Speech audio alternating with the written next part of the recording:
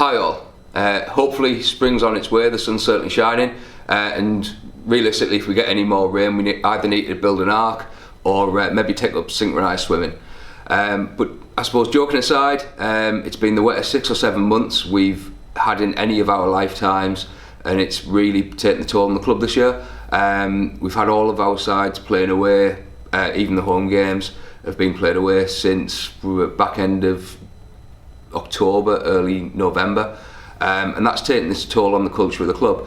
But it's a real testament to the coaches and the players that the people are playing such good rugby right the way through, from tag to the seniors. Every side's doing incredibly well. The men's team were unlucky not to be challenging for the top spots, and the women's team are there or thereabouts, but will probably be finishing around about third this season, which for both sides are an incredible result, especially with the weather we've had. Big shout out to the under-15s and the under-14s, who are both having absolutely cracking cup runs. And you never know, I don't want to jinx it, but hopefully when we do re-record, or when I do record the next message, we might have a little bit of silverware from them. Fingers crossed for them, because they're two fantastic sides. And as I say, from tag through all the other year groups, going incredibly well, especially when you consider how tough it's been. Now, it's obvious we can't go on like this, and I think with climate change, we're going to get wetter and wetter years. So with the exec and the wider club management, we've agreed to put a full drainage system in.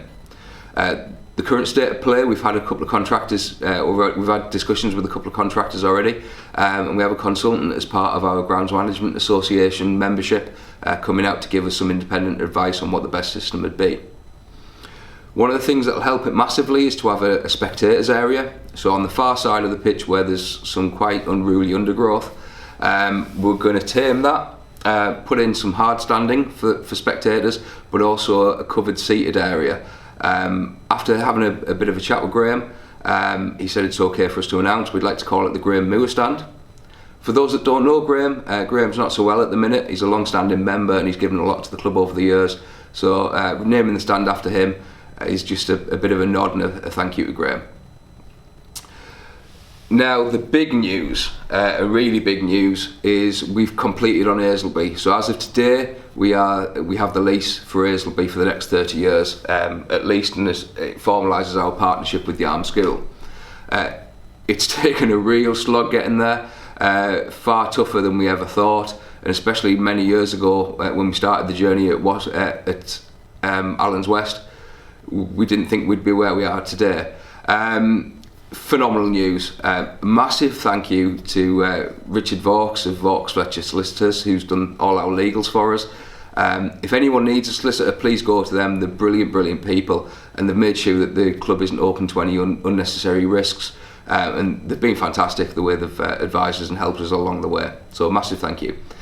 We were hoping to have those extra 2 pitches at Aisleby running by the end of this season, but again the weather's been against us and the contractors, so it's in no state to maintain any games at the minute. It's realistic that we'll be doing some small level training there before the end of the season, and certainly we'll be using it over the summer.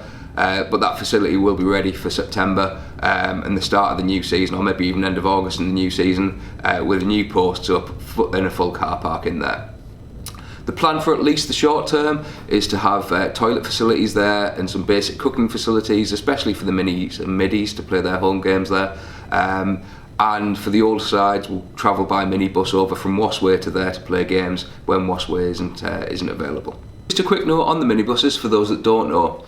We purchased the first one before Christmas, and it's just been sat there waiting for us to get the second one so we can get the insurance in place. We have now sourced the second minibus. Hopefully we'll have the insurance in place by the end of this week. Now they'll be a great resource for us going forward.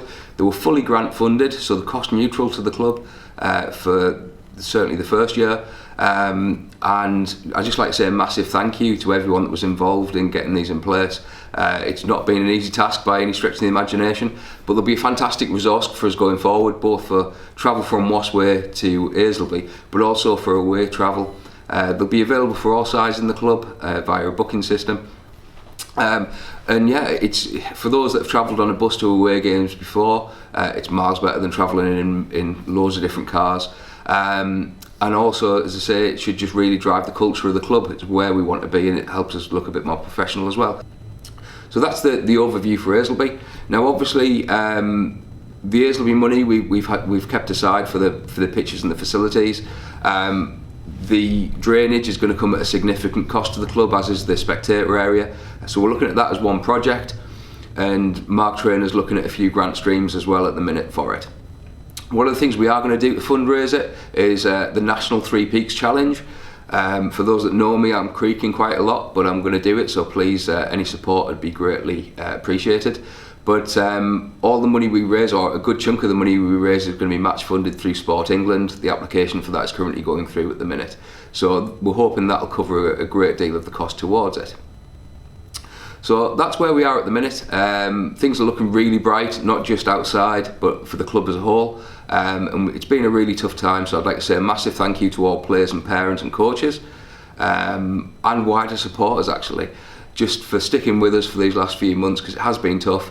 But it also makes me incredibly proud of where we are, and the adversity that we've come through. Thank you all, and hopefully I'll speak to you in a few weeks